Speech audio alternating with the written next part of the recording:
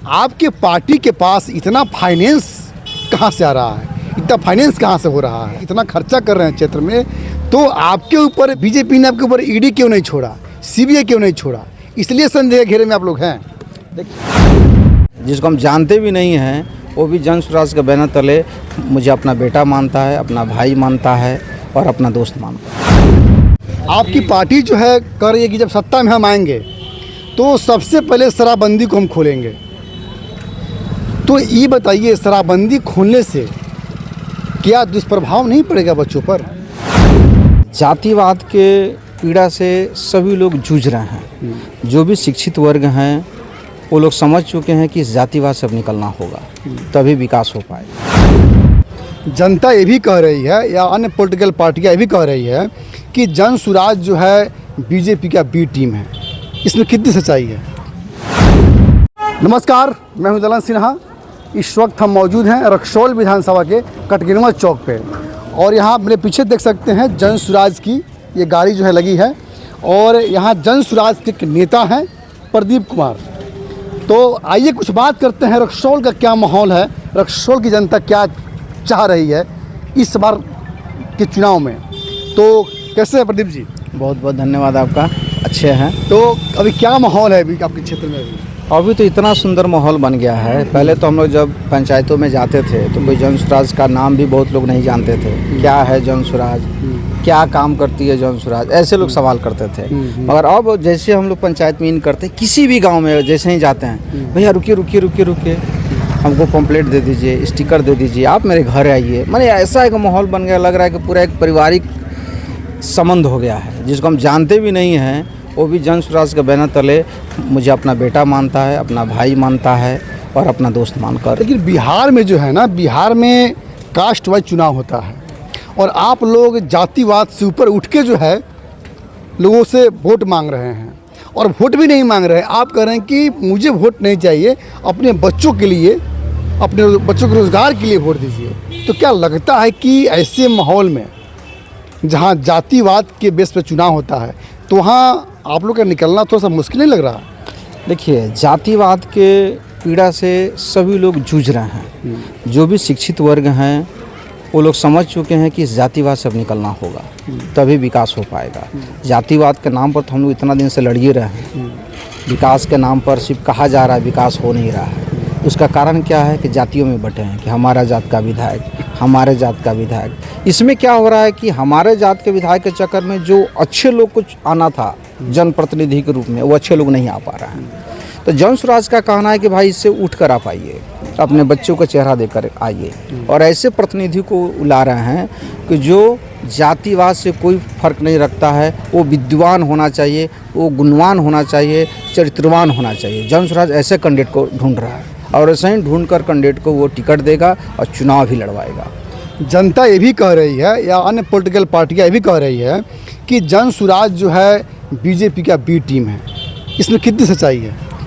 देखिए, इतना बड़ा जो प्रोजेक्ट लेके अपना काम पार्टी कर रही है, क्या बी टीम का अर्थ क्या है कि आप एक बार समझा दिए हैं कि आपको, जैसे मान के चलिए हम आपके सलाहकार हैं।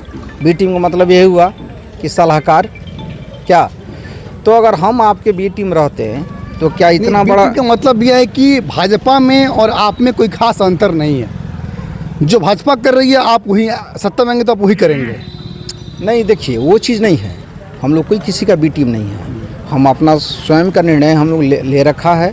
जन स्वराज जो अपना स्ट्रेटजी बना रखा है कि हमें बिहार में बदलाव करना है और कैसे बदलाव करना है उसका पूरा रणनीति के अनुसार घर घर हम लोग वो मैसेज पहुँचा रहे हैं। जितना तेज़ी से जन स्वराज उभरी है, मुझे नहीं लगता कि कोई भी पार्टी इतना तेज़ी से ग्रोथ किया है बिहार के अंदर जितना आपकी पार्टी किया है। मगर आपके पार्टी के पास इतना फाइनेंस कहाँ से आ रहा है, इतना फाइनेंस कहाँ से हो रहा है? और फाइनेंस इतना कर रहे हैं आप लोग, इतना खर्चा कर रहे हैं क्षेत्र में, तो आपके ऊपर बीजेपी ने आपके ऊपर ईडी क्यों नहीं छोड़ा, सीबीआई क्यों नहीं छोड़ा, इसलिए संदेह घेरे में आप लोग हैं। देखिए, हम जब डाटाबेस पर काम कर रहे हैं, अगर हम 10 रुपये आपसे ले रहे हैं तो 10 रुपये हम बता रहे हैं कि 10 रुपये हम किससे लेकर काम कर रहे हैं, तो कैसे हमारे ऊपर ईडी आ सकता है? हम लोग जो बिहार की जनता फंडिंग करती है, स्कैन के द्वारा फंडिंग करती है। 14 करोड़ जनता यहाँ का पूरा स्कैन के माध्यम से सहयोग कर रहा है। तो कहाँ से पैसा आ रहा है ये भी पता चल रहा है, कहाँ खर्च हो रहा है ये भी हम लोग को पता है। जो डाटा हम लोग पास आने का भी पता है और जा रहा है उसका भी पता है, तो ईडी कैसे आ जाएगा? गलत ढंग से पैसा लेंगे तब ना ईडी आएंगे। जो हम सही तरीका से, ये पैसा बीजेपी का नहीं है, बीजेपी का पैसा का, बिहार की जनता का पैसा है। बिहार की जनता पैसा दे रही है, जनस्वराज को सहयोग कर रही है। आप सब जगह देख रहे हैं कि स्कैनर के माध्यम से मांगा जाता है कि आप हमें सहयोग कीजिए। 10 रुपये हमारा सदस्यता शुल्क के माध्यम से हम लोग पैसा लेते हैं कि भाई आप अस्थायी सदस्य जनस्वराज का बनिए, 10 रुपये शुल्क दीजिए। शुल्क के माध्यम से भी हम लोग ले रहे हैं। आपकी पार्टी जो है कह रही है कि जब सत्ता में हम आएंगे तो सबसे पहले शराबबंदी को हम खोलेंगे। तो ये बताइए, शराबबंदी खोलने से क्या दुष्प्रभाव नहीं पड़ेगा बच्चों पर? देखिए, हमको तो लगता है शराबबंदी अभी जो हुआ तो दुर्व्यवहार पड़ रहा है। जो महिला अपने घर से कभी नहीं निकलती थी, पता चल रहा है उसका पति को थाना प्रभारी ने पकड़ लिया। जो औरत कभी अपने दहलीज को पार नहीं की, अब उसको छुड़वाने के लिए वो पार करती है। घर में एक मजदूर जो व्यक्ति 500 रुपये कमाता है तो क्या आर्थिक बचा कर रखेगा वो? तो जब वो पकड़ाता है तो किसी पड़ोसी के पास वो महिला जाती है और कहती है हमें 2500 रुपया दीजिए, 5000 रुपया तो दीजिए। पिता क्यों है वो? आखिर पिता क्यों है फिर? तो देखिए, रही पीने की बात, तो एक लिमिट सबका बना हुआ है कि हमें बहुत जगह अल्कोहल दारू के रूप में माना जाता है, बहुत जगह दवा के रूप में भी माना जाता है। अब रहा कि वो पीना अपने लिमिट से कोई क्रॉस करेगा, कोई भी काम में अगर आप लिमिट से क्रॉस कीजिएगा तो वो बुरा है, इसमें कोई दुमत की बात नहीं है। मगर जो कानून की व्यवस्था आपने बंद किया और वो दारू अगर वो पी रहा है तो बिहार में मिला तभी ना पिया। अगर आपने पूर्वबंदी आपने कर दिया है तो फिर बिहार में मिल कहाँ से रहा है, गांव में मिल कहाँ से रहा है, वार्ड में मिल कहाँ रहा है? पूर्ण रूप से बंद तो नहीं हो सकता है, पूर्ण रूप से बंद तो हो नहीं सकता है। आप ही थोड़ा सा समझिए कि भारत तो छोड़ दीजिए, देश तो छोड़ दीजिए, पूरी दुनिया में ऐसा देश नहीं जिस देश के अंदर कोई कानून बना हो और वो कानून 100% अमल में आ गया हो। ऐसा हो सकता है?